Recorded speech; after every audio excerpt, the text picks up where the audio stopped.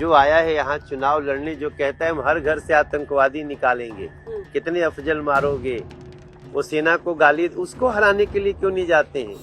वो मुझे गाली देते हैं, हमारी पार्टी को गाली देते हैं, हमारे अलायंस पार्टनर आम आदमी पार्टी को गाली देते हैं। वो दुर्गा जी को नहीं मानता है, वो जो जिसका प्रचार कर रहे हैं वो महिषासुर को मानता है। ये लड़ाई काम करने वाले और बदनाम करने वाले के बीच में है।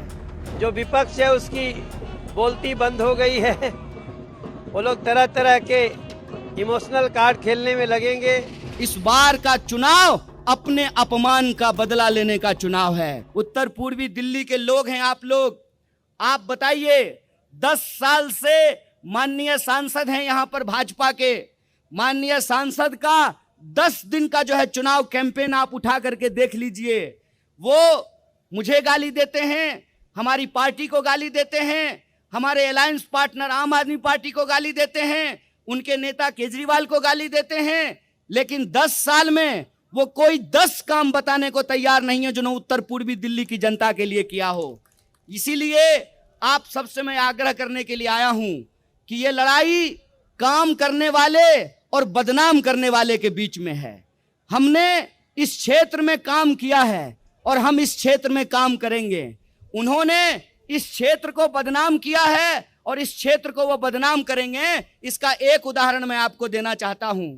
अभी तो मैं कुछ बना भी नहीं हूं, अभी तो मुझे कांग्रेस पार्टी और इंडिया अलायंस ने सिर्फ कैंडिडेट बनाया है उत्तर पूर्वी दिल्ली का, लेकिन आप असर देखिए आपकी मोहब्बत का, आपके आशीर्वाद का, आपके हौसले का और आपके समर्थन का कि 10 दिन के मेरे चुनावी कैंपेन का नतीजा यह है कि आदरणीय प्रधानमंत्री जी 2 बार के प्रधानमंत्री हैं, 10 साल से दिल्ली रहते हैं और यमुना पार करने में उनको 10 साल लगा है। मैं आप सबसे कहना चाहता हूं कि आप इंडिया अलायंस को सपोर्ट कीजिए। अभी तो हम प्रधानमंत्री को यमुना पार लेकर के आए हैं, पूरी की पूरी सरकार को यमुना पार लेकर के आएंगे, ये हमारा आपसे वादा है। इस बार का चुनाव अपने अपमान का बदला लेने का चुनाव है और आपको अपमानित किया गया है। 7 सांसद होते हैं दिल्ली में, 6 पर बीजेपी ने कैंडिडेट बदल दिया, लेकिन 7वें पे कैंडिडेट क्यों नहीं बदला? क्योंकि उनको लगता है ये यमुना पार है, यमुना पार में चलता है। तो मैं यमुना पार के लोगों को कहना चाहता हूं कि उनके दिमाग में आपके खिलाफ नफरत है, उनके दिमाग में आपके खिलाफ अपमान है, उनके दिमाग में ये है कि ये तो यमुना पार है, यहां कुछ भी चलता है। तो मैं कहता हूं कि 10 साल में जिन लोगों ने काम नहीं किया है, आप उनको यहां से चलता कीजिए, उनको टाटा बाय बाय कीजिए, ये वो वक्त आ गया है। ये तो बताइए, रिंकिया मतलब बेटी, रिंकी तो बेटी का नाम होता है, तो बेटी के पिता को क्यों हराना चाहते हैं? वो टुकड़े टुकड़े गैंग को क्यों नहीं हराना चाहते हैं? जो आया है यहाँ चुनाव लड़ने, जो कहता है हम हर घर से आतंकवादी निकालेंगे, कितने अफजल मारोगे, वो सेना को गाली, उसको हराने के लिए क्यों नहीं जाते हैं? बेटी के पिता को हराने की जरूरत है कि बेटी के पिता को जिताने की जरूरत है? उसका मतलब तो ये ना कि आपका गाया हुआ वो गाना है खूब मशहूर। नहीं, लेकिन गाने के मतलब तो ये हुआ ना, अभी उनके घर पे एक बेटी की पिटाई हुई है, एक क्या नाम है उनका, स्वाति मालीवाल, वो मुख्यमंत्री के घर पे गई एक महिला मिलने और उसको उन लोगों ने पटक पटक के मारा, और जिसने मारा वो उसके तरफ से लड़ रहे हैं। महिला की सुरक्षा कहाँ गई?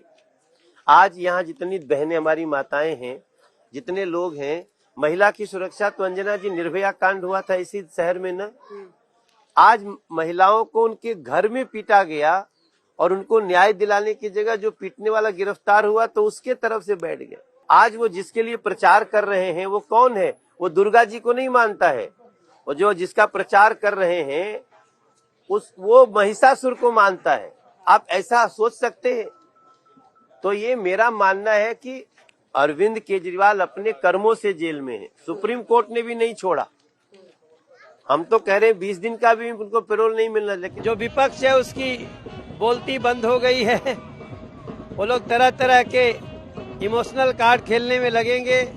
लेकिन सबसे बड़ा इमोशन है कि देश का प्रधानमंत्री नरेंद्र मोदी होना चाहिए। अगले 5 साल में इस क्षेत्र के लोग जो भी सोच रहे हैं, जो भी अभी उनकी समस्याएं हैं, उस सबका समापन हो।